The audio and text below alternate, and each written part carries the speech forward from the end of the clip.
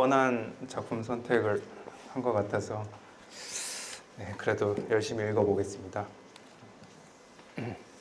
알베르트라는 이름의 화가가 있었다.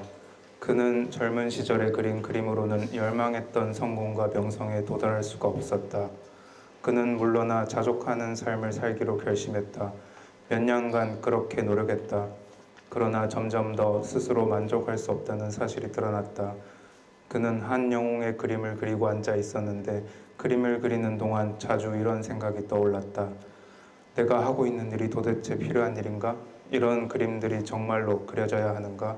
그저 산책이나 하고 포도주를 마시는 것이 너나 모든 사람을 위해 좋은 일이 아닐까? 잠시 도취에 빠지고 망각하고 시간을 보내는 것 말고 너의 그림으로 너 자신을 위해 무엇을 할 수 있단 말인가? 이러한 생각들은 작업을 촉진시킬 수가 없었다. 시간이 감에 따라 알베르트의 그림 그리기는 거의 중단되고 말았다. 그는 산책을 나갔고 포도주를 마셨으며 책을 읽고 여행을 했다. 그러나 이런 일들에서도 만족을 느끼지 못했다. 그는 이전에 어떤 소원과 희망을 가지고 그림 그리기를 시작했는지 곰곰 생각해 보았다. 그는 기억했다. 그의 감정과 소원은 이런 것이었다. 즉, 그와 세계 사이에 아름답고 강한 관계와 조류가 생겨나서 뭔가 강렬하고 은밀한 것이 끊임없이 움직이고 조용한 음악을 연주하는 그런 것이었다. 그는 영혼과 장엄한 풍경을 그리면서 자기 내면을 표현하고 만족감을 얻고 싶었다. 그림을 관람하는 사람의 판단과 감사 속에서 그 내면이 다시 활기를 찾고 고마움을 표하며 빛을 발할 수 있도록 말이다. 그렇다. 그것을 그는 발견하지 못했다. 그것은 하나의 꿈이었으며 그 꿈도 점차 희미해지고 엷어졌다. 알베르트가 세계를 방황하고 외딴 곳에서 홀로 살고 배로 여행하거나 혹은 산의 오솔길을 쏘다니고 있는 지금은 그 꿈이 예전과는 달리 점점 더 빈번하게 돌아왔다.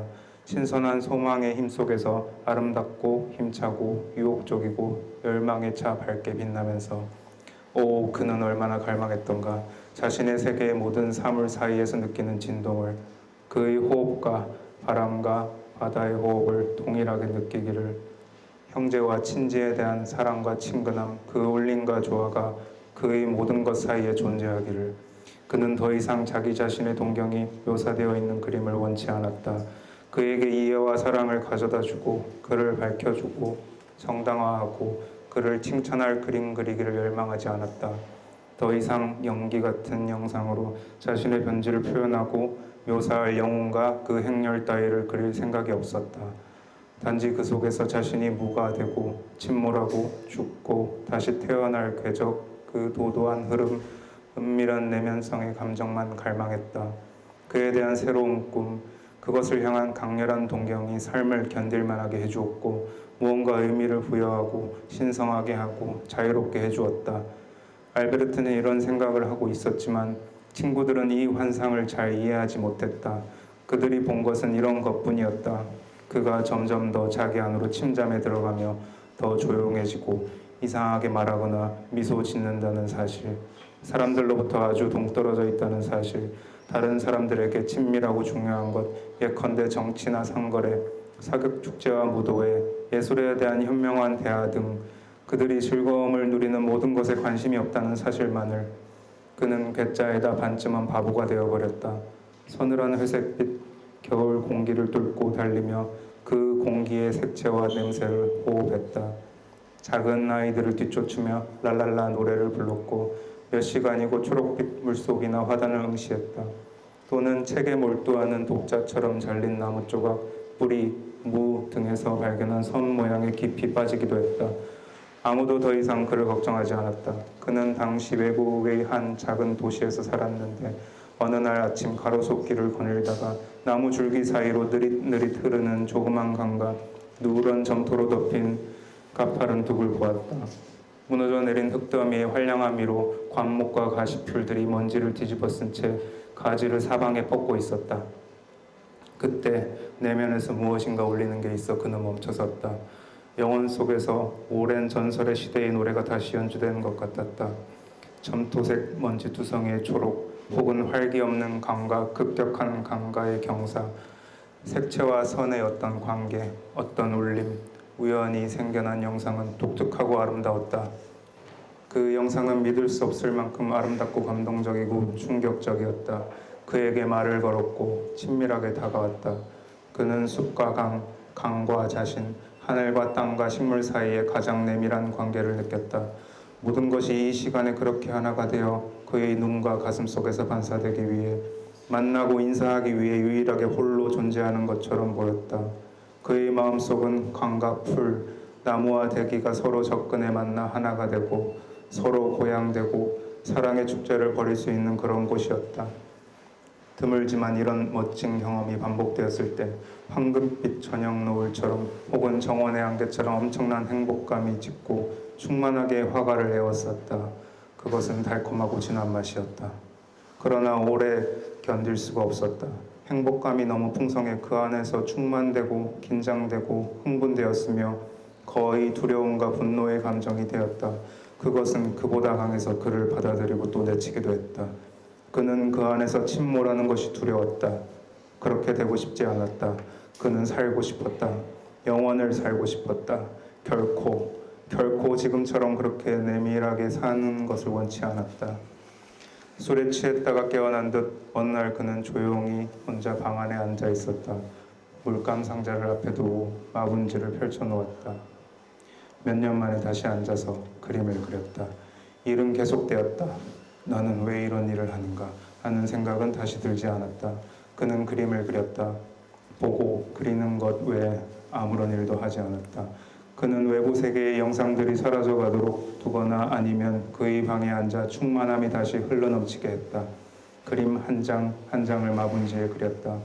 버드나무 길에 비오는 하늘, 정원의 울타리, 숲속의 벤치, 시골길, 인간과 동물, 그리고 결코 본 적 없는 것들, 아마도 영웅이나 천사를 그렸다.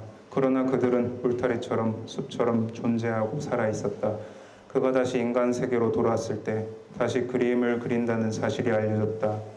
사람들은 그를 미쳤다고 생각했으나 그림을 보고 싶은 호기심은 있었다. 그는 아무에게도 그림을 보여주려 하지 않았다. 그러나 사람들이 그를 가만히 놔두지 않았다. 귀찮게 굴며 강요했다. 그래서 그는 한 친구에게 방 열쇠를 주었는데 정작 본인은 여행을 떠나버렸다. 다른 사람들이 자신의 그림을 볼 때 거기 있고 싶지 않아서였다. 사람들이 왔다. 그리고 방에서 커다란 탄성이 올려놓았다. 그들은 화가의 뛰어난 천재적 재능을 발견했다. 전문가와 평론가들이 모두 말하듯이 그는 괴짜이지만 신의 은총을 받은 자였다. 화가 알베르트는 그동안 한 마을에 묵고 있었다. 농가의 방 하나를 빌린 후 물감과 붓들을 꺼냈다.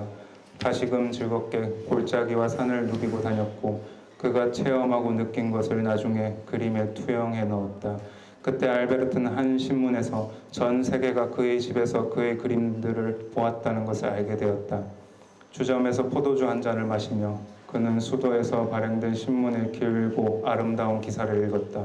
그의 이름이 대서특필되었고 온통 찬사만 널려 있었다. 그러나 읽을수록 이상한 느낌만 더했다.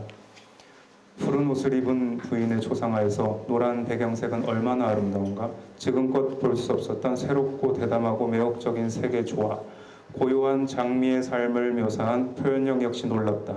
그리고 자화상들. 우리는 이 그림들을 심리적 초상화 기법의 걸작으로 간주할 수 있을 것이다. 이상하고 또 이상한 일이었다. 그는 고요한 장미의 삶을 그린 기억이 없었다. 푸른 옷을 입은 부인의 초상화도 그리고 그가 알기로는 결코 자화상을 그린 적도 없었다. 그의 반에 진하게 덮인 강변이나 천사, 비 오는 하늘 등 그토록 친숙한 그림들에 대해서는 이런 방구도 언급이 없었다. 알베르트는 도시로 돌아왔다. 여행객 차림으로 집에 가보니 사람들이 들락거리고 있었다. 한 남자가 문 앞에 앉아 있었다. 알베르트는 안으로 들어가기 위해 표를 사야 했다. 거기에 낯익은 그림들이 있었다. 그림 옆에 쪽지가 붙었고 그 쪽지에는 알베르트가 알지 못하는 갖가지 것들이 쓰여 있었다. 자화상이란 타이틀이 많은 그림에 붙어 있었다.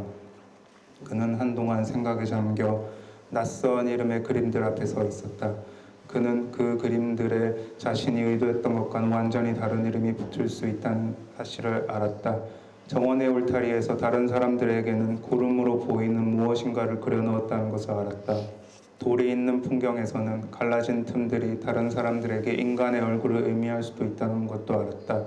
결국 그것은 중요한 게 아니었다.